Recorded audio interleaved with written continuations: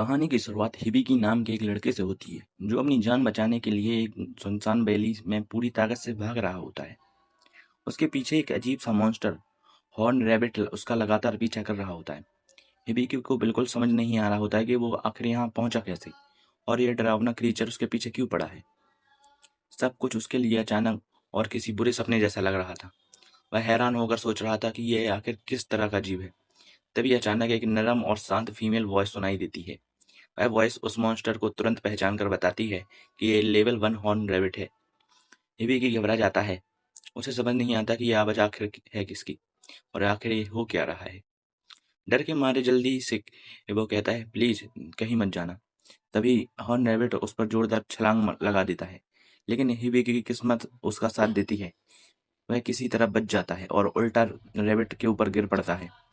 उसके पूरे शरीर का वजन पड़ने की वजह से मॉन्स्टर वहीं कुचल कर मर जाता है। इसी दौरान कहानी में एक गहरे जंगल में ले जाती है, जहाँ एक खूबसूरत एल्फ लड़की पेड़ों के बीच शांति से चल रही होती है। तभी एक रहस्यमय मेल वॉइस उसे गाइड करते हुए कहती है कि वह ईस्ट डायरेक्शन में जाए, क्योंकि वहाँ कोई बेहद कीमती चीज उसका इंतजार कर रही है। दूसरी तरफ हिबिकी राहत की सांस लेता है। किसी तरह उसकी जान बच गई, लेकिन उसके मन में अब ये भी यही सवाल घूम रहा था कि वो आखिर कहाँ है और यह रहस्यमय आवाज क्या थी। वह तुरंत अपना मोबाइल निकाल कर सिग्नल चेक करता है, लेकिन वहाँ कोई भी नेटवर्क नहीं था। अब मदद बुलाने के लिए उसकी आखिरी उम्मीद भी खत्म हो जाती है। खुद को शांत करने के लिए वह सोचता है कि शायद ये सब कुछ कोई हेलुसिनेशन है। थोड़ी देर बाद उसे तेज भूख लगने लगती है। वह सोचता है कि क्यों ना इस हॉर्नेट को ही खा लिया जाए, लेकिन अगले ही पल वह रुक जाता है, क्योंकि उसे नहीं पता कि यह खाना इंसानों के लिए सुरक्षित है या भी नहीं। तभी वह फीमेल वॉइस फिर से सुनाई देती है और वह बताती है कि हॉर्न रैबिट इस दुनिया की एक बेहतरीन डेलिकेसी और है और इसका स्टू बेहद स्वादिष्ट माना जाता है। यह सुनकर हिबिकी फिसला करता है और इसे अपने साथ रख लेता है। अब उसका पूरा ध्यान उस रहस्यमय आवाज पर चला जाता है और वह गौर करता है कि यह आवाज तभी सुनाई देती है जब उसे कोई सवाल पूछना होता है। अपनी जिज्ञासा शांत करने के लिए वह एक छोटा सा एक्सपेरिमेंट शुरू कर देता है। सबसे पहले वह अपने बैकपैक के बारे में पूछता है। तुरंत जवाब मिलता है कि यह जिस मटेरियल से बना है वह इस दुनिया में मौजूद नहीं है। इसके बाद वह अलग अलग चीजों के बारे में सवाल पूछता रहता है और हर बार उसे बिल्कुल सटीक और विस्तार में जवाब मिलता है। तभी उसे एहसास होता है कि शायद यह कोई ऐसा सिस्टम है जो हर चीज को एनालिसिस करता है। इसके बाद वह अपने बारे में पूछता है। अचानक उसके सामने एक होलोग्राफिक स्क्रीन प्रकट हो जाती है, जिसमें उसके सारे स्टेट्स दिखाई देते हैं। उसका नाम और उम्र तो बिल्कुल सही होती है, लेकिन यह चीज़ देखकर वह पूरी तरह चौंक जाता है। उसके जॉब में लिखा होता है ट्रेजर प्रोवाइजनर। यह देखकर वह पूरी तरह कंफ्यूज हो जाता है, क्योंकि वह तो सिर्फ एक सामान्य स्कूल स्टूडेंट था। वह तुरंत उसे वॉइस से पूछता है कि आखिर वह कौन है। जवाब मिलता है कि वह उसकी स्टेटस सपोर्ट है, लेकिन वह अपनी पर्सनल जानकारी साझा नहीं कर सकती। एबी को यह बात बिल्कुल पसंद नहीं आती। हालांकि जब वह अपनी लंबी चौड़ी स्किल लिस्ट देखता है तो उसकी एक्साइटमेंट वापस लौट जाती है। इसके बाद वह वर्ल्ड मैप स्किल एक्टिवेट करता है। उसके सामने एक होलोग्राफिक डिस्प्ले दिखाई देता है, लेकिन उसमें कोई पूरा मैप नहीं होता। वह सिर्फ वही रास्ता दिखाता है जहां जहां वह अब तक चल चुका है। तभी उसे उसे एहसास होता है कि वह काफी देर से पागलों की तरह एक ही जगह पर गोल गोल घूम रहा था। अब वह उसी पाथ को फॉलो करते हुए आगे बढ़ता है। काफी देर बाद शाम होने तक आखिरकार उसे एक सड़क दिखाई देती है। खुशी के मारे वह तेजी से उसकी तरफ दौड़ता है, लेकिन जल्दबाजी में ठोकर खाकर सीधे मुंह के बल सड़क पर गिर पड़ता है। उसी समय रहस्यमय वॉइस घोषणा करती है कि उसे एक नया टाइटल मिला है, cast cast away in ice sky. हिबिकी अभी इसी अजीब टाइटल का मतलब समझने की कोशिश कर रहा होता है कि तभी उसके सामने एक विशालकाय मॉन्स्टर आ जाता है। उसे लगता है कि अब उसकी मौत तय है, लेकिन अगले ही पल हवा को चीरता हुआ एक मैजिक एरो आता है और उस मॉन्स्टर को एक ही बार में खत्म कर देता है। हिबिकी हैरानी से ऊपर देखता है। उसके सामने एक चट्टान पर वही खूबसूरत एल्फ लड़की खड़ी होती है। एल्फ लड़की अपनी परिचय देते हुए बताती है कि उसका नाम अमेलिया है। उसके लंबे नुकीले कान देखकर हिबिकी हंसते हुए कहता है, तुम्हारा कॉस्प्ले तो कमाल का है। यह सुनकर अमेलिया पूरी तरह कंफ्यूज हो जाती है, क्योंकि उसे कॉस्प्ले शब्द का मतलब ही नहीं पता। वह हिबिकी से पूछती है कि वह मैजिस्टर्स ग्रासलैंड जैसी खतरनाक जगह पर क्या कर रहा है। हिबी की बिना कुछ छुपाए सच सच बता देता है कि वह अचानक से वहां आ गया था। यह सुनकर अमेलिया पूरी तरह चौंक जाती है। उसी दौरान सिस्टम चुपके से अमेलिया के अप्राइजल कर देता है। तभी हिबिकी को पता चलता है कि वह एक सचमुच एक एल्फ है। लेकिन उससे भी बड़ा झटका तब लगता है जब उसे पता चलता है कि उसकी उम्र 56 साल है। एमिलिया फिर उसे समझाती है कि मैजिस्टर्स ग्रेसलैंड असल में एक कोई साधारण घास का मैदान नहीं बल्कि एक विशाल मॉन्स्टर है। वह सीधे हमला नहीं करता बल्कि लोगों को अपने अंदर भटका कर धीरे धीरे थका देता है और आखिर में उन्हें निगल जाता है। ये सुनकर हिबिकी के रोंगटे खड़े हो जाते हैं। उसे एहसास होता है कि अगर वह थोड़ी देर और वहां फंसा रहता तो शायद कभी कभी जिंदा बाहर नहीं निकल पाता। यह सोचकर अमेलिया भावुक हो जाती है और उसे थोड़ी देर बाद रात हो जाती है और दोनों वहीं एक छोटा सा कैंप लगा लेते हैं। बातचीत के दौरान हिबिकी को पता चलता है कि इस दुनिया में 15 साल की उम्र में ही इंसान को अडल्ट माना जाता है। डिनर में दोनों ने मिलकर हॉर्न रॉबिट का स्टू खाते हैं। खाना खत्म होने के बाद हिबिकी आखिरकार पूछता है कि वो इस समय किस जगह पर है। उसका सवाल सुनते ही अमेलिया इतनी हैरान हो जाती है कि घबराहट में अपनी अपनी टी उसके चेहरे पर फेंक देती है। अगले ही पल अपनी गलती का एहसास होता है। वह तुरंत उसका चेहरा साफ करती है और माफी मांग लेती है। फिर वह बताती है कि वह इस समय किंगडम ऑफ हाइब्रा में है। हिबिकी जवाब देता है कि उसने इस जगह का नाम कभी नहीं सुना क्योंकि वह जापान से आया है। लेकिन अमेलिया ने कहा कि मैंने भी कभी जापान का नाम नहीं सुना। अब हिबिकी को पूरी तरह यकीन हो जाता है कि वह सचमुच किसी दूसरी दुनिया में आ चुका है। एमिलिया को लगता है कि वह अपने घर और परिवार छोड़ने की वजह से हिबिकी खुद को बहुत अकेला महसूस कर रहा होगा। इसलिए वह उसे दिलासा देते हुए कहती है कि अगली सुबह वह उसे पास के शहर ले जाएगी। यह सुनकर हिबिकी काफी राहत महसूस करता है। रात को जब हिबिकी सो जाता है तो अमेलिया कुछ देर तक उसे देखती रहती है। उसके मन में बार बार यही ख्याल आता है कि शायद यही वह अबनॉर्मल जीव है जिसके बारे में स्पिरिट ने उसे बताया था। थोड़ी देर बाद वह भी सो जाती है। नींद में हिबिकी अपनी पुरानी दुनिया के सपना देख रहा होता है। उसे अपने 3 सबसे अच्छे दोस्त अमेन, कायू और टे की याद आते हैं। वे अक्सर डाइनर में मिला करते थे, जहाँ जहाँ जहाँ का मेन पार्ट टाइम काम करता था। तीनों उसके बहुत अच्छे दोस्त थे। हालांकि वह हमेशा उसकी छोटी हाइट का मजाक उड़ाते रहते थे।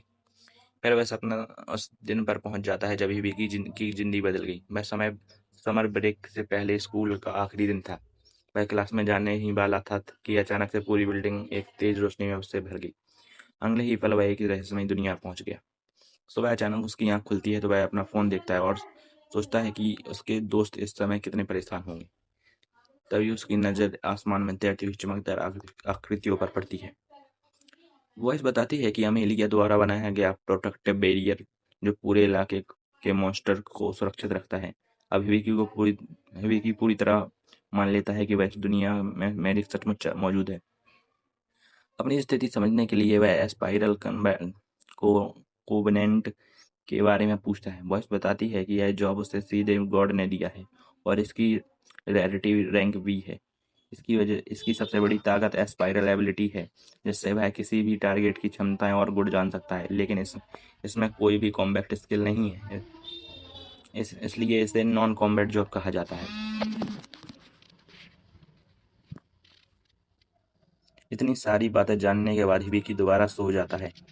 अगली सुबह एमेलिया और हिबिकी पास के शहर एन की ओर निकल पड़ते हैं। रास्ते में एमेलिया बताती है कि वह वहां पहुंचने में लगभग 1.5 घंटा लगेगा और जंगल में कई खतरनाक मॉन्स्टर भी मिलेंगे। लेकिन उसे चिंता करने की कोई जरूरत नहीं है क्योंकि वह उसकी रक्षा करेगी। कुछ दूर चलते ही अमेलिया नोटिस करती है कि हिबिकी हर बार मॉन्स्टर की मौजूदगी पहले ही महसूस कर लेता है। जब वह इसका कारण पूछती है तो हिबिकी अपना वर्ल्ड मैप स्किल के बारे में बताता है। यह सुनकर हेमेलिया दंग रह जाती है क्योंकि वर्ल्ड मैप एक ट्रिपल ए रैरिटी वाली बेहद दुर्लभ स्किल है। लेकिन हिबिकी को लगता है कि इसमें कोई खास बात नहीं है क्योंकि यह इतना सिर्फ रास्ता और मॉन्स्टर की लोकेशन ही दिखाती है। अमेलिया हंसते हुए कहती है कि उसे अपनी ही स्किल की असली कीमत नहीं पता। सर्वाइवल के लिए इससे बेहतर सपोर्ट स्किल मिलना लगभग असंभव है।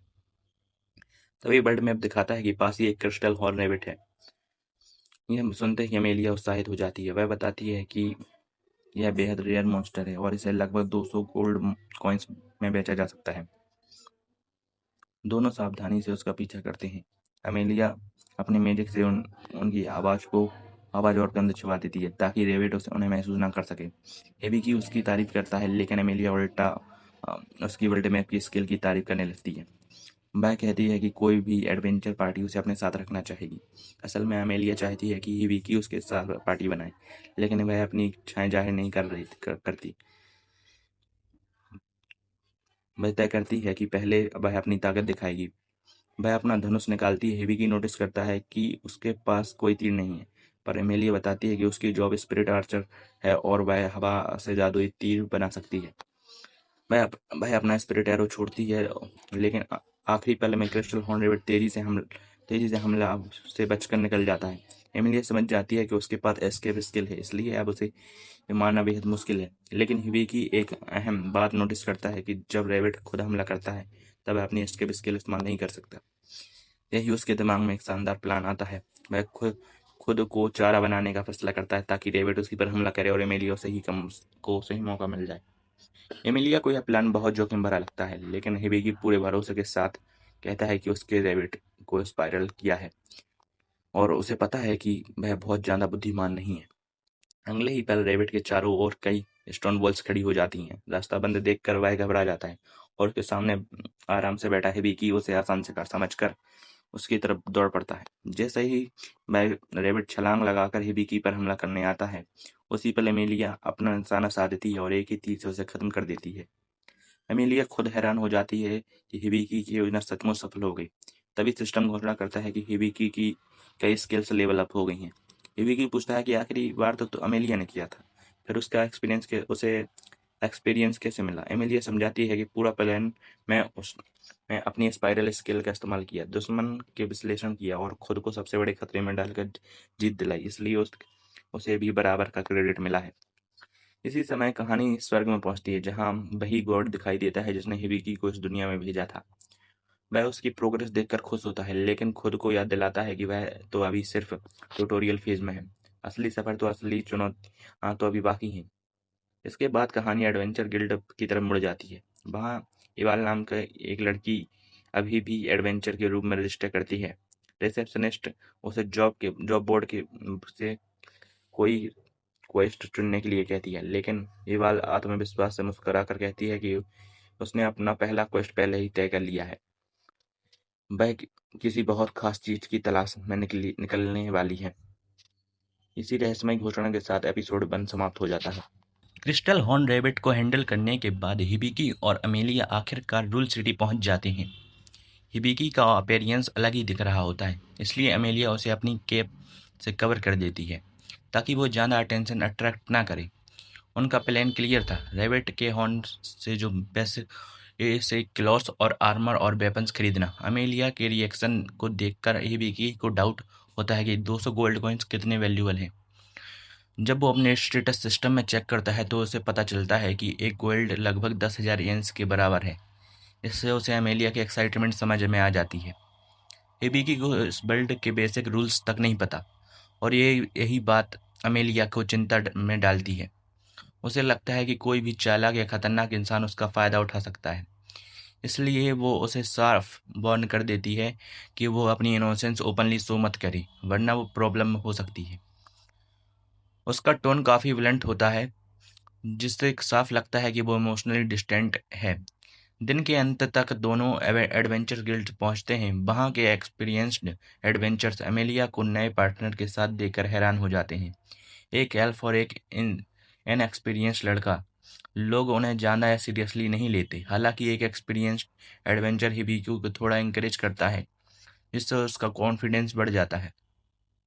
उनका मेन गोल रेयर क्रिस्टल को सेल करना होता है। रिसेप्शन डेस्क पर उनकी मुलाकात एक ज्वेल से होती है, जो गिल्ड की वाइस मास्टर है। हिबिकी तुरंत उसके कैट ईयर्स नोटिस करता है और कुछ पल के लिए डिस्ट्रैक्ट हो जाता है। ज्वेल उनके लिए गिल्ड मास्टर के साथ प्राइवेट मीटिंग अरेंज करती है। ऑफिस में एंटर करते ही हिबिकी गिल्ड मास्टर का स्ट्रॉन्ग फिजिक देखकर शॉक हो जाता है। गिल्ड मास्टर बिना किसी हेसिटेशन अपनी मस्कुलर बॉडी दिखाता है, जिससे हिबिकी काफ़ी इम्प्रेस हो जाता है। वह अपना इंट्रोडक्शन देता है और बताता है उसका नाम बेल डाई डेलियाड गिल्ड है। वो गिल्ड का पावरफुल फ्रंट लाइन है। हिबिकी उसकी स्ट्रेंथ से प्रभावित हो जाता है और अपनी वीक बॉडी से कंपेयर करने लगता है। बेल कैजुअली उसे मसल्स बिल्ड करने के टिप्स देने लगता है। कन्वर्सेशन थोड़ी ऑफ ट्रैक चली जाती है तो जोएल और अमेलिया उन्हें वापस मेन टॉपिक पर लाती हैं। मीटिंग शुरू होते ही अमेलिया क्रिस्टल दिखाती है जो उसके पहले वाले क्रिस्टल से बड़ा होता है। वेल 400 गोल्ड कॉइन्स ऑफर करता है। यह सुनकर हिबिकी हैरान हो जाता है, लेकिन अमेलिया तुरंत बार्गेनिंग शुरू कर देती है। वो बताती है कि उसने 3 साल पहले एक छोटा सा क्रिस्टल 230 कॉइन्स में बेचा था, इसलिए अब वो इसे इस बड़े क्रिस्टल के 800 कॉइन्स डिमांड करती है। अमाउंट गिल्ड के बजट से ज़्यादा होता है, इसलिए वेल ऑफर एडजस्ट करता है। आखिर में डील 700 गोल्ड कॉइन्स पर आकर सेटल हो जाती है। अमेलिया ऐसी आउटकम को टारगेट कर रही थी, इसलिए वो मान जाती है। हालांकि एक्स्ट्रा अमाउंट वेल को अपनी पॉकेट से कवर करना पड़ता है। अमेलिया सीक्रेटली चाहती है कि हिबिकी उसकी एबिलिटीज से इम्प्रेस हो जाए और उसकी पार्टी ज्वाइन करे, लेकिन एक्साइटमेंट में वो सिचुएशन ऑकवर्ड बना देती है, इसलिए जोएल तुरंत हिबिकी और वेल को बाहर भेज देती है। बाहर वेट करते समय हिबिकी को पता चलता है कि उसने ट्यूटोरियल नाम का स्किल अनलॉक किया है। ये स्किल उन लोगों को मिलता है जिनकी सर्वाइवल रेट काफ़ी लो होता है। ये ये एक तरह की हिडन सपोर्ट सिस्टम है जो उसे इस डेंजरस वर्ल्ड में सर्वाइव करने में मदद करेगा। सिस्टम हिबिकी को समझाता है कि ट्यूटोरियल स्किल उसे इस दुनिया में सर्वाइव करने के लिए ज़रूरी नॉलेज और स्किल्स देगा। तभी अचानक उसे अपने दिमाग में एक दूसरी वॉइस सुनाई देती है। ये खुद भगवान की होती है। वो वो हल्की मजाक में कहते हैं कि अगर फ्यूचर में और लक चाहिए तो उसकी थोड़ी और प्रेस प्रेस करनी पड़ेगी।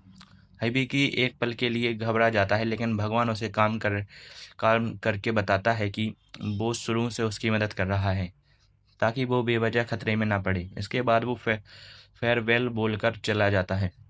फिर स्टेटस सिस्टम बताता है कि ट्यूटोरियल स्किल लेवल अप होने के बाद उसका गिल्ड स्किल अब खत्म हो जाएगा। तभी अमेलिया वापस आती है, लेकिन उसे अपने होम टाउन से एक अर्जेंट लेटर मिलता है जिसमें उसे तुरंत बुलाया गया है। वो इस रिक्वेस्ट को इग्नोर नहीं कर सकती, इसलिए उसे जाना पड़ेगा और वो हिबिकी को अपने साथ नहीं ले जा सकती। इसका मतलब दोनों को अभी अलग होना पड़ेगा। तभी हिबिकी को समझ आता है कि सिस्टम जिस गाइड की बात कर रहा था वो एक्चुअली अमेलिया ही थी। अमेलिया को भी ये सेपरेशन अच्छा नहीं लगता, क्योंकि हिबिकी अभी न्यू कमर है, इसलिए वो पहले ही जोएल से रिक्वेस्ट कर चुकी होती है कि उसका ध्यान रखें, और स्माइलिंग गॉडेस इन में उसके लिए रूम भी अरेंज कर देती है। और हिबिकी डिसाइड करता है कि वो खुद एडवेंचरर बनेगा और किसी पार्टी को ज्वाइन करेगा। वो अमेलिया को उसका कोट वापस दे देता है, लेकिन अमेलिया शर्म के कारण वहां से जल्दी निकल जाती है। सिटी गेट पर जाते हुए अमेलिया की मुलाकात ईवाल से होती है। ईवाल उसके एल्फ ईयर्स देखकर इंटरेस्टेड हो जाती है और पूछती है कि क्या वो एफ नोड किंगडम जा रही है। अमेलिया के जवाब से ईवाल और क्यूरियस हो जाती है। वो अपने प्लान्स बदलने के सोचती है।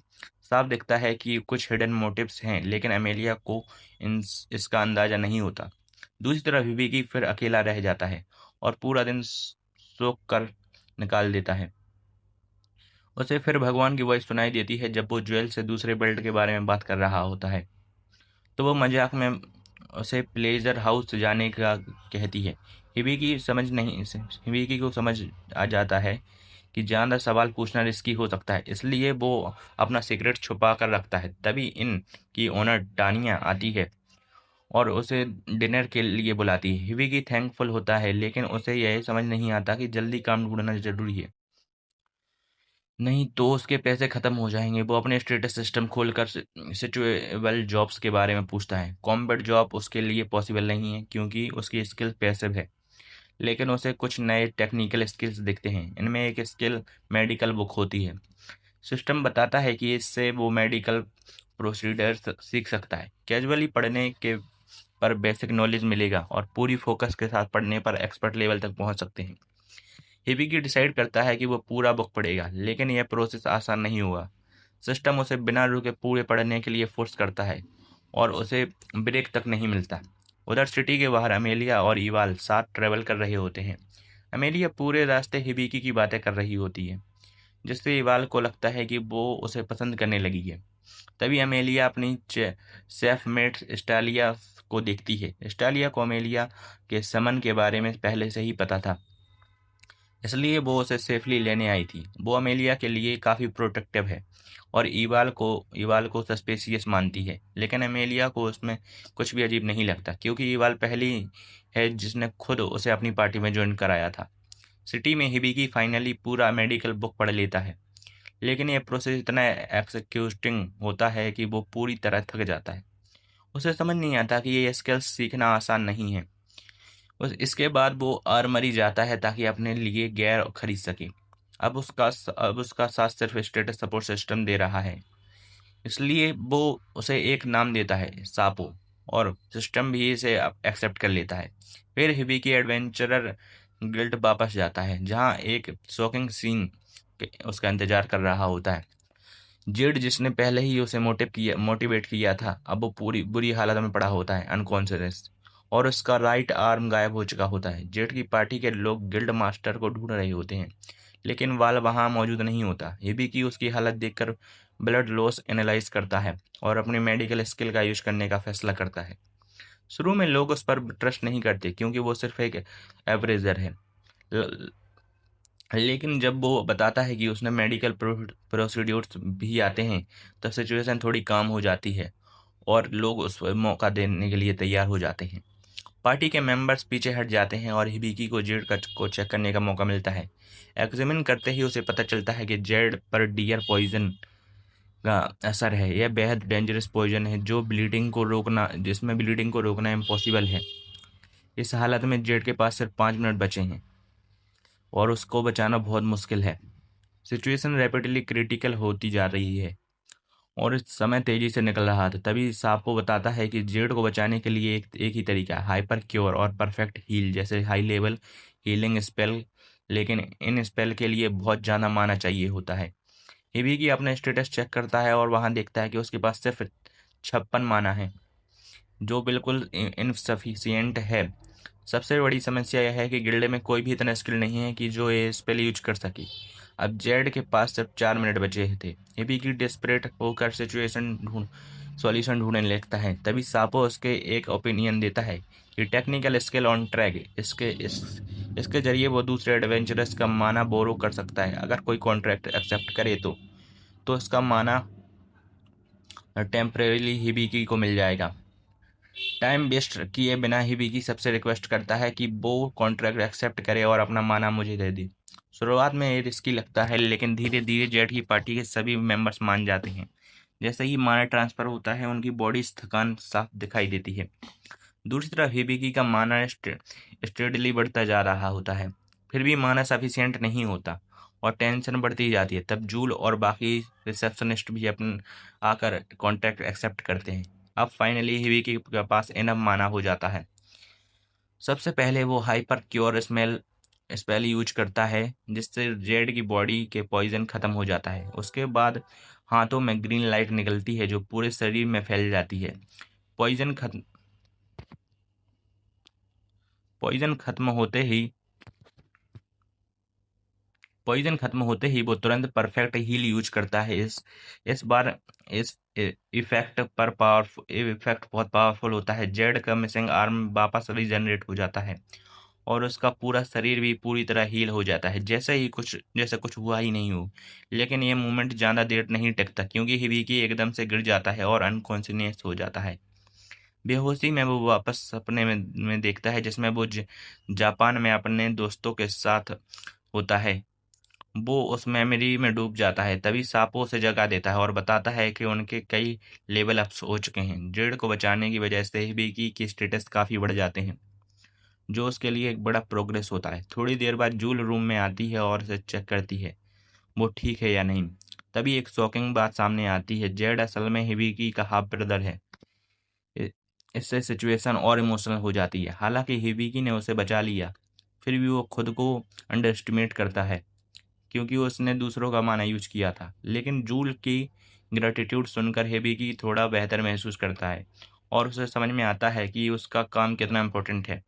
फिर जूल उसे वार्निंग देती है कि वो अपनी हीलिंग एबिलिटीज़ के बारे में किसी को भी ना बताए। अगर ये बात फैल गई तो सेल्फिश लोग उसका फ़ायदा उठाने की कोशिश करेंगे।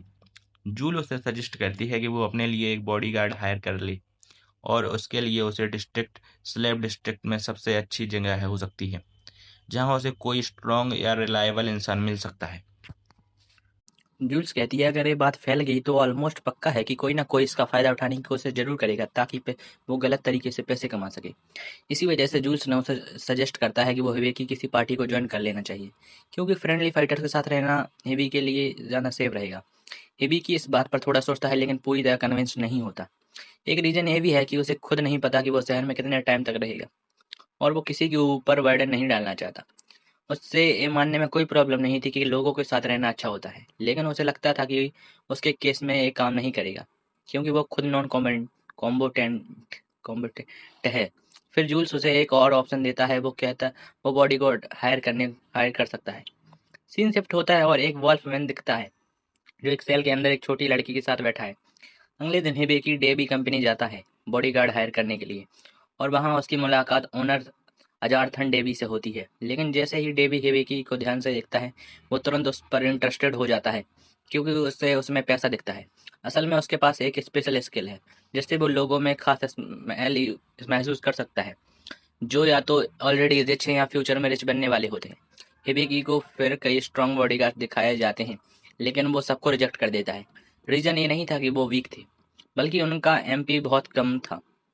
हिबेकी चाहता था कि वो मेडिकल बुक को की हाइपर क्योर और परफेक्ट हील स्किल यूज कर सके। उसके लिए उसे बॉडीगार्ड का माना स्ट्रांग होना जरूरी है। डेवी उसे कहता है कि और भी ऑप्शंस अवेलेबल हैं, लेकिन तभी हिबेकी को गॉड एडवाइस मिलती है कि वो खुद जाके ढूंढे। डेवी उसे नेक्स्ट ऑप्शन की तरफ ले जा रहा होता है। तभी हिबेकी एक डार्क कॉरिडोर नोटिस करता है। डेवी बताता है कि वहाँ कुछ लोग हैं लेकिन नॉर्मल काम या फाइट के लिए सिचुएबल नहीं है, इसलिए वो उन्हें रिकमेंड नहीं करेगा। वो लोग अपने होम वापस नहीं जा पाए, इसलिए डेवी ने उन्हें यहाँ वहीं रहने दिया। हिबेकी को लगता है कि शायद वो लोग उसकी तरह सिचुएशन में हैं, इसलिए वो वहां जाने को कहता है। अंदर जाकर हिबेकी एक वॉल्फ बीस्टमैन को देखता है जो एक छोटी सी लड़की को गार्ड कर रहा होता है। उसे क्यूरियोसिटी होती है कि उन्होंने लॉक क्यों किया है। डेवी बताता है कि बीस्टमैन ने उस लड़की को प्रोटेक्ट करने के लिए रैम्पेज कर दिया है।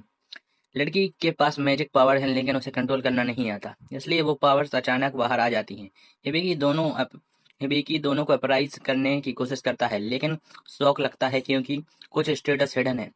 सापो उसे बताता है कि स्टेटस फॉल्सिफाइड हैं और उसे एक्सपर्ट आई स्किल यूज करनी चाहिए, जो दुनिया की हाईएस्ट लेवल अप्रेजाइजिंग स्किल है और उसे गॉड ने दी है। विवेकी एक्सपर्ट आई यूज करता है और उसे पता चलता है कि बीस्टमैन का नाम क्लॉड है और वो लेवल 95 का हीरो है।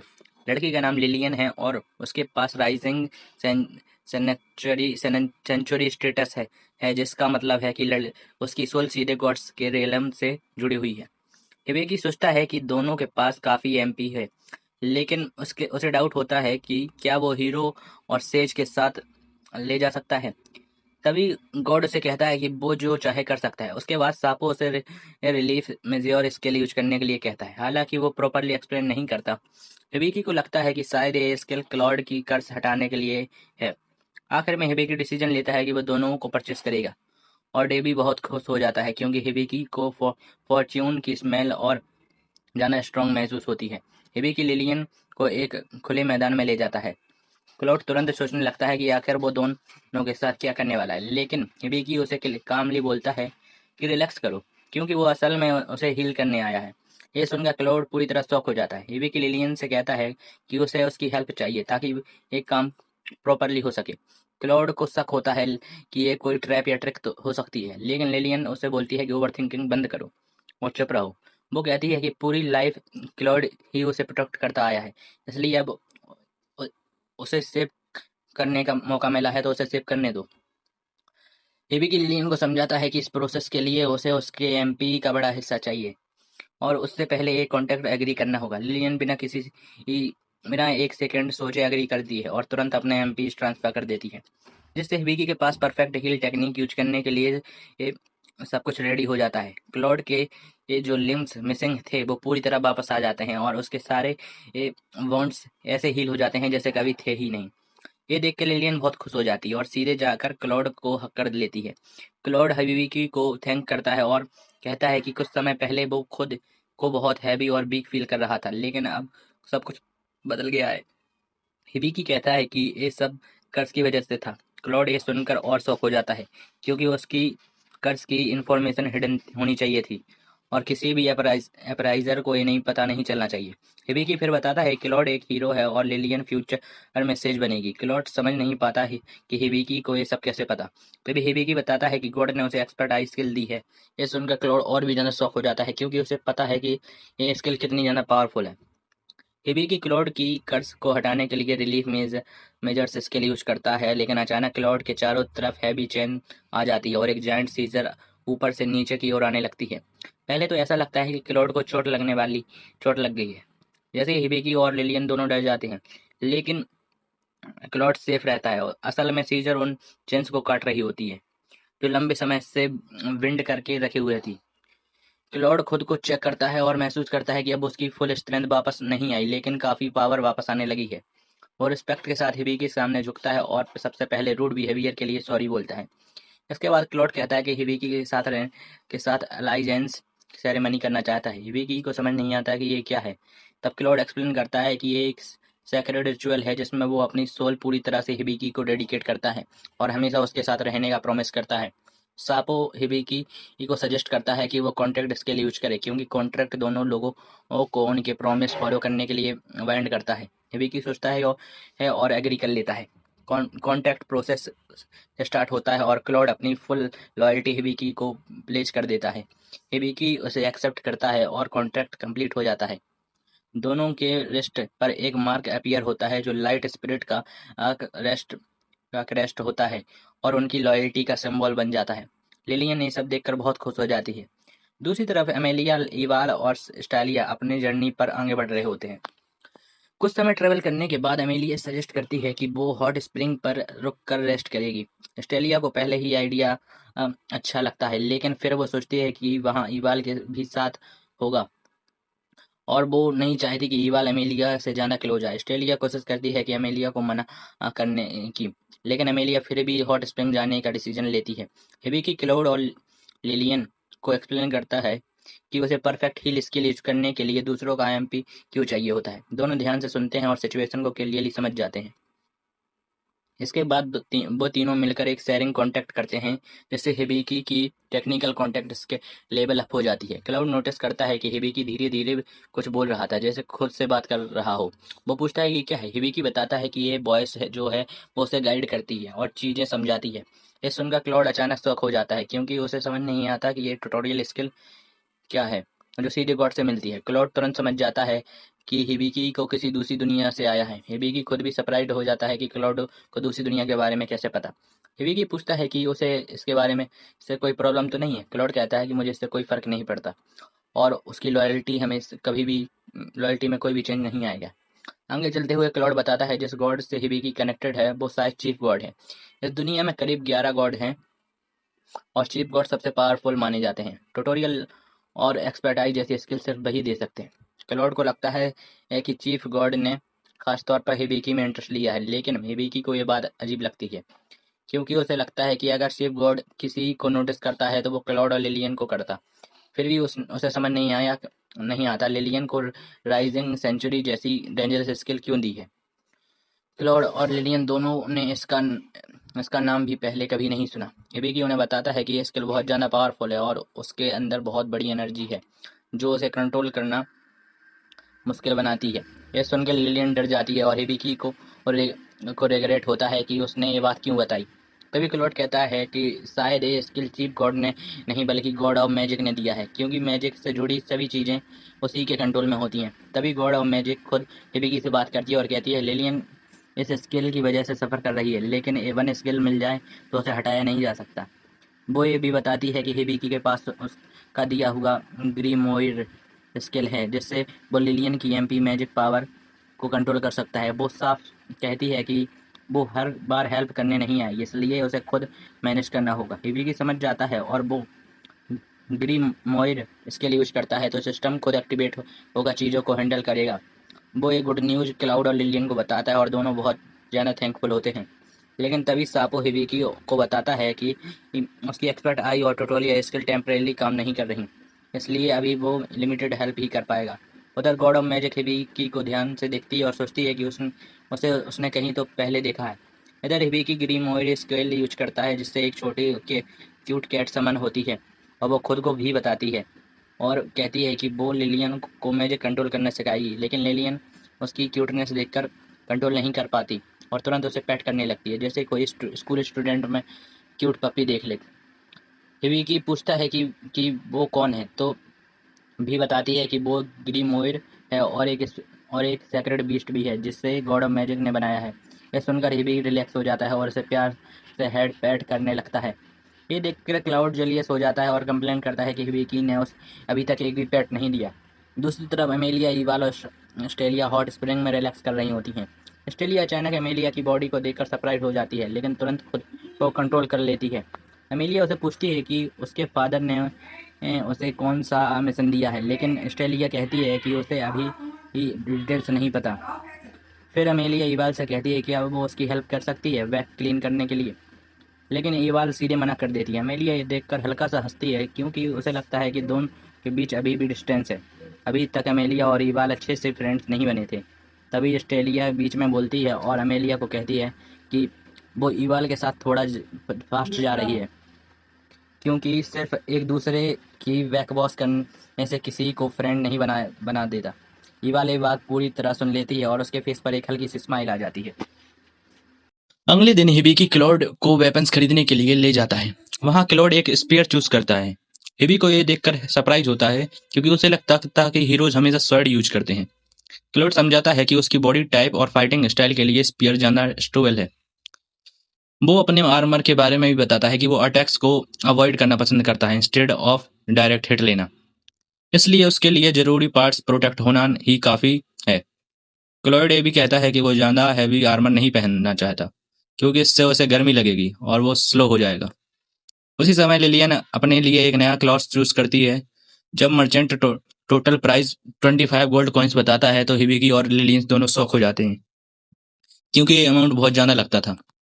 लेकिन क्राउड इसे नॉर्मल समझकर बिना सोचे समझे पेमेंट कर देता है। ये देखकर लिलियन को गिल्ट फील होता है कि उसने इतना एक्सपेंसिव आउटफिट क्यों लिया। हिबिकी उसे नोटिस करता है और बोलता है कि टेंशन लेने की कोई जरूरत नहीं है। वो कहता है कि उसकी सेफ्टी पैसे से ज्यादा इंपॉर्टेंट है, इसलिए उसे बुरा फील करने की कोई जरूरत नहीं। इसके बाद हिबिकी उसे स्टाफ लेने के लिए ये भी इंकरेज करता है। हालांकि उसे पता है कि उसके पास पैसे कम है, फिर भी वो उसे सपोर्ट करता है क्योंकि उसे लिलियन की स्माइल देखकर खुशी मिलती है। तभी वो तभी वी को लगता है कि उसे इग्नोर किया जा रहा है, इसलिए वो भी हिबिकी से कुछ खरीदने को कहती है। हिबिकी मान जाता है और उसके लिए एक क्यूट कॉलर खरीद लेता है। इससे उसका खर्चा और बढ़ जाता है और वो डेट में चला जाता है। शॉपिंग के बाद वो सब एक ओपन फील्ड में जाते हैं। वी कहती है कि वो उन्हें मैजिक की बेसिक ट्रेनिंग देगी। वो मानती है कि क्लॉड तो ऑलरेडी हीरो है, इसलिए उसे ज्यादा प्रॉब्लम नहीं होगी। लेकिन हिबिकी और लिलियन में वो नेचुरल क्वालिटीज नहीं है, इसलिए वो हिबिकी से कहती है कि वो अपने ग्रीमो और पर डिपेंड करे। हिबिकी पूछता है कि ग्रोमर क्या होता है। तब सापो एक्सप्लेन करती है कि ग्रोम और एक स्पेशल टेक्निकल स्किल है जिससे रेयरिटी रैंक बहुत हाई होती है और ये यूजर को मैजिक सिस्टम से जुड़ी नॉलेज और एबिलिटीज देता है। यह सुनकर हिबिकी एक्साइटेड हो जाता है और सोचता है कि वो भी मैजिक यूज कर पाएगा, लेकिन वो तुरंत उसकी एक्साइटमेंट कम कर देती है और कहती है कि वो सिर्फ सिंपल हाउस होल्ड मैजिक ही यूज कर पाएगा। फिर भी ट्रेनिंग स्टार्ट होती है। वो सजेस्ट करती है कि पहले लिलियन को मैजिक कंट्रोल करना सिखाया जाए। वो हिबिकी को बताती है कि इसके लिए उसे लिलियन मैजिक आउटपुट और कंट्रोलर बनाना होगा। हिबिकी पूछता है कि ये कैसे होगा, तो भी उसका हाथ काट लेती है और कहती है कि इतना काफी है। फिर भी लिलियन को प्लान समझाती है कि वो उसकी मैजिक पावर को 10% तक रिड्यूस करेगी और धीरे धीरे बढ़ाएगी ताकि वो कंट्रोल सीख सके बिना बैलेंस खोए। इसके बाद भी एबीकी को मैजिक सर्कुलेशन सिखाने लगती है। वो बताती है कि मैजिक यूज करने के लिए पावर को फ्लो को कंट्रोल करना जरूरी है। इसके लिए एक सब एक्सरसाइज होती है जिससे दो लोग हाथ पकड़कर मैजिक एक्सचेंज करते हैं और गोल होता है और फ्लो को स्टेबल रखना होता है। ये सुनकर भी हिबिकी कंफ्यूज हो जाता है। भी इरिटेट हो जाती है और कहती है कि पहले क्लाउड थोड़ी मैजिक उसमें ट्रांसफर करेगा ताकि वो खुद फील कर सके। वो क्लॉड को वार्न करती है कि हिबिकी वीक है, इसलिए ज्यादा प्रेशर ना डाले। क्लॉड एग्री करता है और मैजिक ट्रांसफर शुरू कर देता है। तुरंत हिबिकी को स्ट्रॉन्ग सेंसेशन फील होने लगता है। कुछ सेकंड्स बाद हिबिकी खुद को एक स्ट्रेंज एम्प्टी स्पेस में पाता है। धीरे धीरे वो जगह एक फॉरेस्ट में बदल जाती है, जहां नाइट स्काई में स्टार चमक रहे होते हैं। हिबिकी चारों तरफ देखता है और पास के पानी की तरफ जाता है, जहां उसे एक एल्फ गर्ल दिखती है। वो उसे देखकर क्लॉड बुलाती है। तब हिबिकी को रियलाइज करता है कि उसने क्लॉड का अपीयरेंस ले लिया है। वो शांत रहने की कोशिश करता है और उसके आसपास जाकर बैठ जाता है। उसी समय क्लॉड की मेमोरीज भी एक्सेस होने लगती हैं। उन मेमोरीज में उनसे पता चलता है कि उस लड़की का नाम अनास्तेसिया है। तब उसे पता चलता है कि क्लॉड बचपन से ही एनेस्थेसिया को जानता था। दोनों ने अपने लाइफ का बहुत सारा टाइम साथ में स्पेंड किया था। उनका बॉन्ड बहुत स्ट्रांग था और क्लॉड को लगता है कि ये रिलेशनशिप हमेशा ही रहेगा। लेकिन अचानक मेमोरीज चेंज होती हैं और एक वॉर शुरू हो जाती है और बहुत सारे लोग मारे जाते हैं। उसी में एनेस्थेसिया भी मर जाती है। ये मोमेंट क्लॉड के लिए बहुत पेनफुल होता है और ट्रॉमेटाइजिंग भी होता है। ये उसकी लाइफ का सबसे ऐसा मोमेंट था जिसने उसको पूरी तरह बदल दिया। अचानक विकी रियल वर्ल्ड में वापस आ जाता है। शुरुआत में उसे लगता है कि वो अभी भी क्लॉड ही है। क्लॉड तुरंत उसे बात करता है और उसे रियलिटी में वापस लाने की कोशिश करता है। वो उसे याद दिलाता है कि वो असल में कौन है। कुछ समय बाद हिबिकी धीरे धीरे नॉर्मल हो जाता है और अपने सेंसेस वापस पा लेता है। फिर हिबिकी सोचता है कि वो क्लॉड जैसा क्यों फील कर रहा था। बी उसे एक्सप्लेन करती है कि ऐसा इसलिए हुआ क्योंकि वो क्लॉड की कॉन्शियसनेस में बहुत डीपली चला गया था। जब मैजिक फ्लो हो रही थी तो क्लॉड हिबिकी से अपोलाइज करता है क्योंकि उसने जाना मैजिक पास कर दी। वो भी तुरंत क्लॉड को डांटती है और कहती है कि उसने साफ बोला था कि सिर्फ थोड़ा सा मैजिक देना है और केयरफुल रहना है। शाम को हिबिकी अपने रूम में फ्लोर साफ कर रहा होता है। ये उसकी हाउस होल्ड मैजिक ट्रेनिंग का पार्ट होता है। हाउस होल्ड मैजिक एक ऐसी मैजिक है जो डेली लाइफ के कामों में यूज होती है, जैसे क्लीनिंग या सिंपल टास्क। लेकिन इसे सीखने के लिए स्पिरिट्स को की हेल्प चाहिए होती है। जब कोई नॉर्मल काम करते हुए मैजिक रिलीज होता है या करता है तो धीरे धीरे स्पिरिट्स उस एनर्जी की तरफ अट्रैक्ट होते हैं। जब वो सेटिस्फाइड हो जाते हैं तो वो उस इंसान को हाउस होल्ड मैजिक सिखाते हैं। हेवी की काफी समय से ये काम कर रहा होता है लेकिन अभी तक उसे कोई रिस्पॉन्स नहीं मिला। इससे वो डाउट करने लगता है कि ये मेथड कम भी कर रही है या नहीं। फिर वो फिर भी वो कंटिन्यू करता है क्योंकि उसे होप है कि कुछ तो होगा। कुछ देर बाद क्लॉड और लिलियन उसके रूम में आते हैं। क्लॉड गलती से मॉप बकेट गिरा देता है और पानी पूरे फ्लोर पर फैल जाता है। वो तुरंत सॉरी बोलता है और क्लीनिंग शुरू कर देता है। लेकिन हिबिकी उसे बोलता है कि टेंशन मत लो और मजाक में कहता है कि वो क्लमजी होने पर क्यूट लगता है। ये सुनकर क्लॉड थोड़ा एम्बेरेस हो जाता है। समय के साथ लिलियन अपनी मैजिक कंट्रोल करने में बेटर होती जाती है। ये देखकर क्लॉड सजेस्ट करता है कि हिबी की भी प्रैक्टिकल ट्रेनिंग शुरू कर देनी चाहिए, ना कि सिर्फ चूज करना। कि हिबी की कहता है कि उसे स्वॉर्ड चलाना भी नहीं आता। क्लॉड उसे टेंशन ना लेने को कहता है और उसे एक बॉब एंड एरो ट्राई करने को देता है। हिबी की कई बार ट्राई टारगेट पर शूट करने की कोशिश करता है लेकिन हर बार मिस हो जाता है। चाहे वो कितनी भी कोशिश करे वो फेल ही हो जाता है, जिससे पता चलता है कि उसे अभी भी बहुत प्रैक्टिस की जरूरत है। दूसरी तरफ फॉरेस्ट में अमेलिया अपने ग्रुप के साथ ट्रेवल कर रही होती है और हिबिकी के बारे में सोच रही होती है। कुछ टाइम बाद वो लोग एक क्रॉस रोड पर पहुंचते हैं। एक रास्ता शॉर्टकट होता है लेकिन अमेलिया कहती है कि उसे अवॉइड करना चाहिए क्योंकि आगे एक रोइंड फॉरेस्ट है और रूमर है कि वहाँ स्पिरिट्स लोगों के साथ ट्रिक्स खेलते हैं। आइवल ये वाले ये सुनकर डरती ही नहीं बल्कि एक्साइटेड हो जाती है। वो उस रास्ते की तरफ जाने लगती है और कहती है चलो एक्सप्लोर करते हैं, जैसे कोई फन एडवेंचर हो। अमेलिया एवाल को फ्रेंड बनाए रखना चाहती है इसलिए वो उसकी बात मान जाती है। इसी वजह से सब लोग शॉर्टकट की तरफ जाने का डिसीजन ले लेते हैं।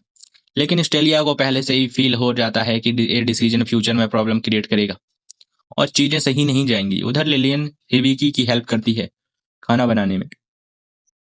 खाना बनाने के बाद सब साथ बैठकर खाना खाने लगते हैं लेकिन खाना बिल्कुल खराब बनता है और कोई खा नहीं पाता। ये इसलिए होता है क्योंकि क्लॉड ने इंग्रेडिएंट्स जैसे मशरूम को ठीक से क्लीन नहीं किया था। इससे सबको पता चलता है कि क्लॉड कॉम्बैट के बाहर ज्यादा यूजफुल नहीं है।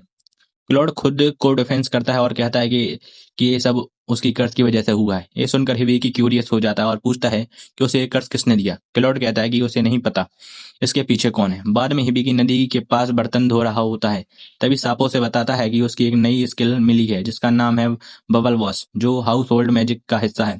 फिर वो सापो उस वर्ल्ड मैप चेक करने को कहती है।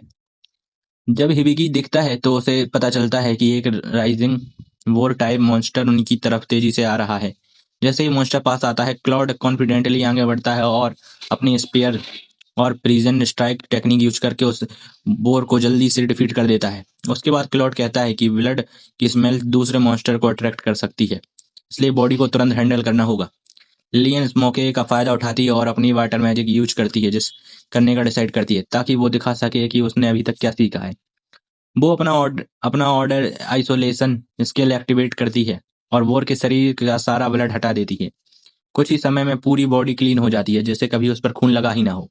ये देखकर क्लॉड इम्प्रेस हो जाता है और कहता है कि अब वो उन्हें सिखाएगा कि मॉन्स्टर को सही तरीके से कैसे एवोचर किया जाता है। वो स्टेप बाय स्टेप समझाने लगता है। दूसरी तरफ अमेलिया और उसका ग्रुप रूइन फॉरेस्ट तक पहुंच जाते हैं। वहां पहुंचकर ईवाल अपनी मैजिक मिरर यूज करती है और आसपास का एरिया चेक करती है। उसे तुरंत समझ आता है कि यहाँ ये जगह नॉर्मल नहीं है, बल्कि यहाँ बहुत सारे रेस्टलेस सोल्स मौजूद हैं जो शांति में नहीं हैं। उसी समय अमेलिया अचानक बहुत एक्साइटेड हो जाती है और चिल्लाती है कि उसे बहुत सारा ट्रेजर मिल गया। उसे लगता है जैसे कोई हिडन गोल्ड या वैल्यूएबल चीज ढूंढ ली हो। लेकिन ईवाल जब ध्यान से चेक करती है तो उसे पता चलता है कि वो असली ट्रेजर नहीं है, वो एक मैजिकल गैस है जो लोगों को इल्यूजन दिखाता है। ईवाल सिचुएशन को वो समझ जाती है और तुरंत अपनी मैजिक यूज करके उस गैस को इन्फेक्ट खत्म कर देती है। धीरे धीरे अमेलिया और ऑस्ट्रेलिया नॉर्मल हो जाते हैं और समझ जाते हैं कि उनके साथ ट्रैक हुआ था।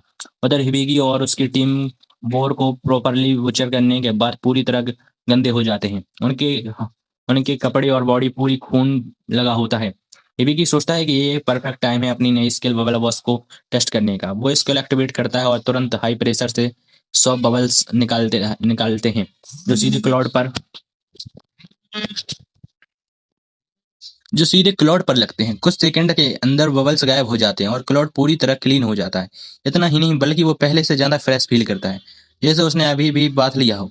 क्लॉड नोटिस करता है कि इस स्किल्स ने उसकी बॉडी को रिफ्रेश कर दिया है और उसकी कुछ स्ट्रेंथ भी वापस आ गई है। ये देखकर हिविकी खुश हो जाता है क्योंकि उसकी हाउस होल्ड मैजिक फाइनली काम कर रही थी और अब वो सिर्फ बेसिक काम ही नहीं बल्कि अपनी टीम को सपोर्ट भी कर सकता है। यही इस पार्ट का एंड होता है। अगले दिन हिबिकी और उसकी टीम साथ बैठकर अपनी सिचुएशन डिस्कस करते हैं और जल्द ही समझ जाते हैं कि उनके पास अब बहुत कम पैसे बचे हैं। इसलिए हिबिकी सजेस्ट करता है कि अब उन्हें गिल्ड से जॉब ले लेनी चाहिए ताकि इनकम शुरू हो सके। सब लोग इस बात से अग्री हो जाते हैं और काम करना शुरू करने के लिए तैयार हो जाते हैं। क्लॉड उन्हें समझाता है कि हाल ही में मैजिक ट्रेनिंग से हिबिकी और लिलियन स्ट्रांग तो हुए हैं, लेकिन अभी भी केयरफुल रहना जरूरी है। वो कहता है कि शुरुआत लो रिस्क जॉब से करनी चाहिए, खासकर एफ रैंक क्वेस्ट से। थोड़ी देर बाद सब एडवेंचर गिल्ड पहुंचते हैं और जुएल से एक अपनी पार्टी रजिस्टर करते हैं। इसके बाद वो तुरंत क्वेस्ट देखना शुरू कर देते हैं। हेबी की थोड़ा सरप्राइज होता है जब वो देखता है कि क्लाउड ने एक साथ कई सारे क्वेस्ट सेलेक्ट कर लिए हैं। क्लाउड बताता है कि लो रैंक जॉब्स में पेमेंट कम होती है, इसलिए मल्टीपल क्वेस्ट लेना बेटर रहेगा। तभी उन्हें कुछ एक्स्ट्रा क्वेस्ट के बारे में पता चलता है जिनमें एक कैप्चर मिशन भी होता है। क्लॉड तुरंत कहता है कि ये मिशन उनके लेवल के ऊपर है। मीटर बताता है कि इस मिशन के लिए सिर्फ एक क्लू है, इसलिए इसकी डिफिकल्टी बढ़ गई है। हिबी की क्यूरियस होकर पूछता है कि ऐसा कौन है जिसके लिए इतना हाई प्रायोरिटी मिशन है। मीटर बताता है कि टारगेट एक बैंडिट है जो रिच लोगों पर अटैक करता है। हिबिकी को यह ज्यादा सीरियस नहीं लगता और वो सोचता है कि ये मिशन वैसे भी उनसे रिलेटेड नहीं है। फिर भी हिबिकी अपना पहला क्वेस्ट शुरू कर देता है, जिसे उसे एक रैबिट पकड़ना होता है। उसे करीब 200 मीटर दूर एक रैबिट दिखता है और वो कॉन्फिडेंटली बो एंड एरो निकालता है, लेकिन उसकी एम अच्छी नहीं होती और उसे कई ट्राइस लगते हैं, तब जाके वो रैबिट को मार पाता है। क्लाउड उसे समझाता है कि आइडियली एक ही शॉट में टारगेट खत्म करना चाहिए, लेकिन क्योंकि हिबिकी ने काम पूरा कर लिया है, वो इसे एक्सेप्टेबल मानता है। उसी समय लिलियन और भी आ जाते हैं। उन्होंने फॉरेस्ट में हाफ गैदरिंग पूरा कर लिया होता है। हिबिकी उनकी बास्केट में एक अजीब फ्रूट देखता है और पूछता है कि लिलियन लिलियन बताती है कि उसका नाम मेडिकाचा फ्रूट है और ये उन्हें रास्ते में मिला था। वो बताती है कि ये फ्रूट माइकर्स की तरह यूज होते हैं ताकि माउंटेन्स में रास्ता ना भूलें। ये दिखाने के लिए वो एक फ्रूट पेड़ पर फेंकती है। इसके बाद सब लोग थोड़ा अरेस्ट करने का डिसाइड करते हैं।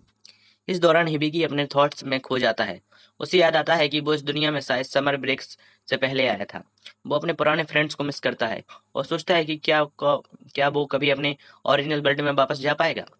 दूसरी तरफ अमेलिया की टीम में अईवाल एनेक्सियस महसूस करती है क्योंकि उसे अभी भी कोई खास रिजल्ट नहीं मिला। वो एक वुमन की सोल ढूंढ रही है, लेकिन प्रोग्रेस स्लो है और अब उसे डाउट होने लगता है कि अमेलिया भी ईवाल से फ्रेंडशिप करना चाहती है।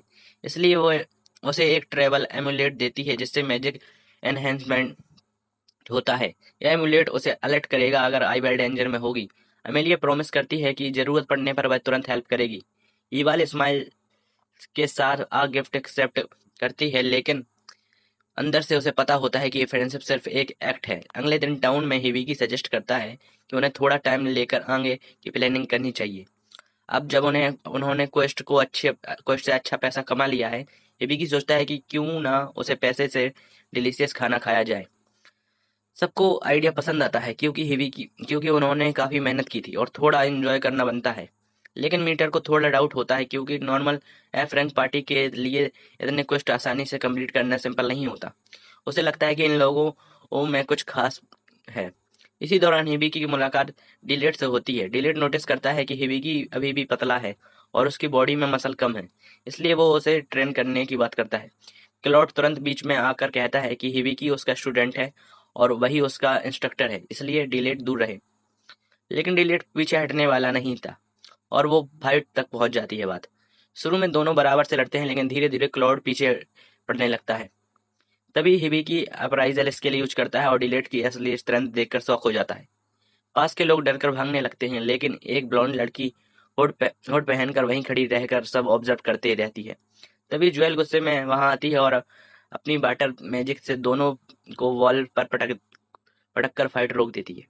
उसी समय एक महिला डाइनर से बाहर आकर चिल्लाती है कि कोई थीप उसका पर्स लेकर भाग गया। ये सुनकर भी तुरंत हिबिकी से उसका बैग बैग पूछती है। हिबिकी चेक करता है और पता चलता है कि उसका बैग और सारा पैसा गायब है।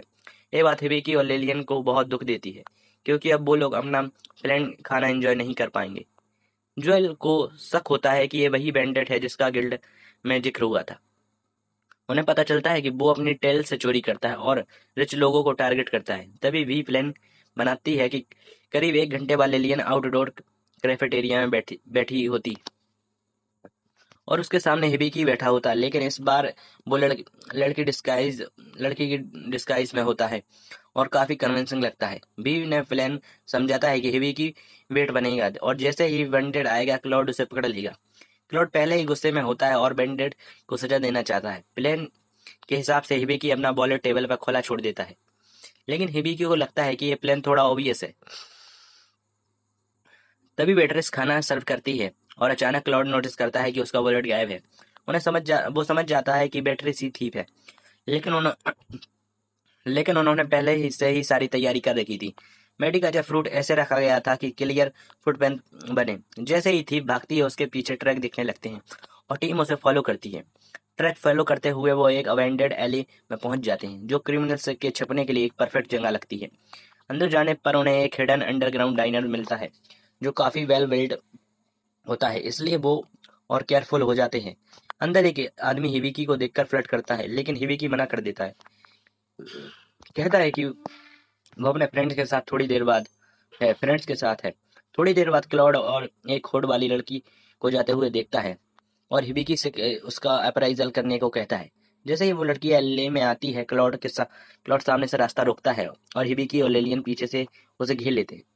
क्लॉड उससे चोरी का सामान वापस देने को कहता है, लेकिन वो कामली मना कर देती है। जब हिबिकी आगे आकर कहता है कि एक्टिंग करना बंद करो क्योंकि उसने अप्राइजल कर लिया है और वो बैंडेड फोना है। इस सच सामने आने के बाद फोना अपना आंख लो हटा देती है और मान लेती है कि वही बैंडेड है। वो बताती है कि उसे पता है कि लोग फेक पर्स से ट्रैप कर रहे थे, लेकिन वो असली पर्स पहले ही चुरा चुकी है। हिबिकी चेक करता है और उसे पता चलता है उसका रियल वॉलेट भी चोरी हो चुका है। उसे समझ आता है कि फोना ने उन्हें जानबूझकर यहाँ तक लाया है। फोना वॉल पर अटैक करके रास्ता ब्लॉक कर देती है और वहां से निकल जाती है। क्लॉड आखिरी समय पर हिबिकी को बचाकर उसे फोना के पीछे भेजता है। हिबिकी उसका पीछा करता है, लेकिन एक ट्रैप में फंसकर उल्टा लटक जाता है। फोना उसे उसके पास आती है और समझ जाती है कि वो लड़का है। वो पास आकर उसे क्यूट कहती है और कहती है कि वो उसकी मदद कर सकती है, लेकिन एक कंडीशन है, उसे हिबिकी की अप्राइजल हेल्प चाहिए। वो जानना चाहती है कि उसने जो आइटम्स चोरी किए हैं उनमें से कौन सा रियल है और कौन फेक है। इसलिए दोनों आपस अंडरग्राउंड डाइनर में जाते हैं और हिबिकी काम शुरू कर देता है। हिबिकी हर आइटम को ध्यान से चेक करता है और फिर उन्हें अलग करता है, रियल अलग और फेक अलग।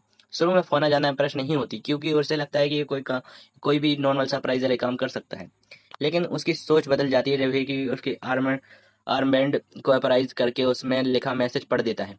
फोना ये देखकर शौक हो जाती है। वो बताती है कि ये आर्मबैंड उसकी सिस्टर का है जो उसने मरने से पहले दिया था, और वो हमेशा जानना चाहती थी कि उसमें क्या लिखा है, लेकिन कभी भी पढ़ नहीं पाई। उसने कई अप्राइजर से हेल्प ली लेकिन किसी ने भी इसकी मदद नहीं कर पाई। हिबिकी ने कुछ ही सेकंड में इसे पढ़ लिया जिससे वो सच में इम्प्रेस हो जाती है। इसके बाद वो हिबिकी से पूछती है कि वो कहाँ से आया है। हिबिकी कहता है कि वो बहुत दूर जगह से आया है। ये सुनकर फोना उसे एडवाइस देती है कि वो उसकी तरह ना बने और मौका मिलते ही अपने घर लौट जाए, वरना शायद कभी वापस नहीं जा पाएगा।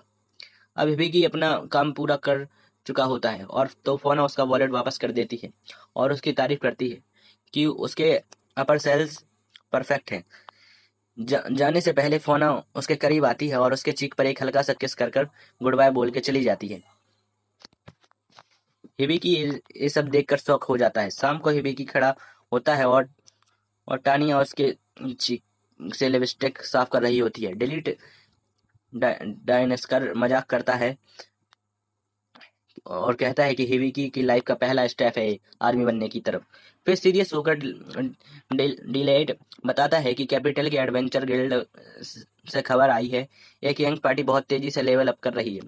वो इतने स्ट्रांग हैं कि किंग ने उन्हें अटेंड से लड़ने का काम दिया है और वो खुद को कॉप्स किलर्स कहते हैं।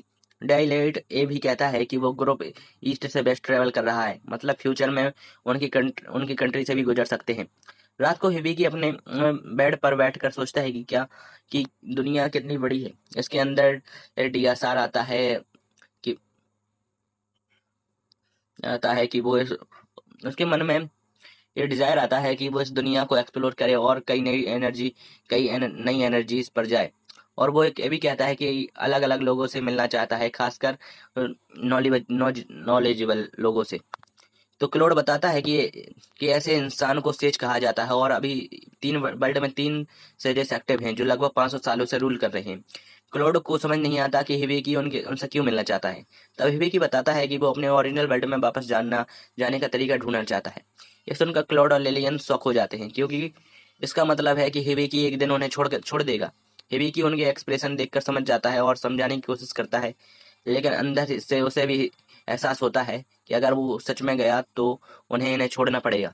फिर वो क्लोड से रिश्योर करता है कि और कहता है कि वो उस दिन तक अपनी उसकी प्रोटेक्शन करेगा। दूसरी तरफ अमेलिया अपनी टीम के साथ फॉरेस्ट में ट्रेवल कर रही होती है और वो अपने पास्ट की बातें बताती है जब उसने स्पिरिट से बात की थी, और एक बार स्पिरिट ने खुद उसे उससे बात शुरू की थी।